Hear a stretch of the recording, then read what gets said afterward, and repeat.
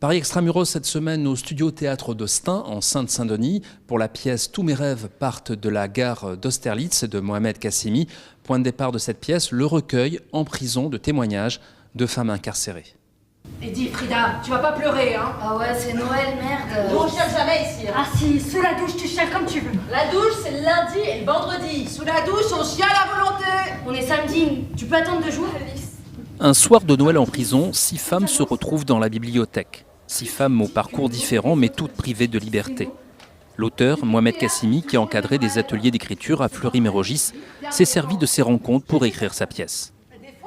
La pièce montre un peu comment les femmes récluses vont se servir de cet espace ultime de liberté qu'est la bibliothèque pour un peu fracasser les murs de la prison, pour retrouver une certaine joie de vivre, pour retrouver une sensation de liberté qu'elles n'ont plus et qu'elles détournent également avec une grande forme de dérision et d'humour.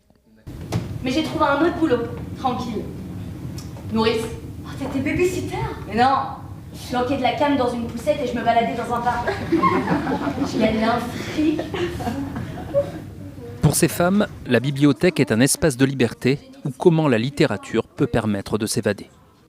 Effectivement, mais ça on le retrouve dans beaucoup d'univers concentrationnaires, comment même dans des camps, on voit à quel point le pain, c'est important bien sûr pour manger, mais les nourritures spirituelles, c'est-à-dire la culture, c'est important pour pouvoir continuer à vivre et résister face à cette oppression et à ce désespoir. Est-ce donc une monnaie? Et pour briser les barreaux de la prison, ces femmes vont monter de manière improvisée la pièce d'Alfred de Musset, « On ne badine pas avec l'amour ». J'ai souffert souvent. Je me suis trompée quelquefois, mais j'ai aimé. C'est moi qui ai vécu, et non pas un être factice créé par mon orgueil et mon ennui.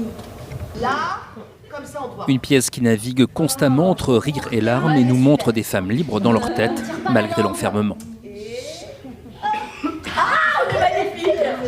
Tiens, faut balancer ça sur Instagram, on est trop belle! Ah, nous quand on sort, on sort. C'est ce qu'on appelle une tentative d'évasion. Allez, c'est parti.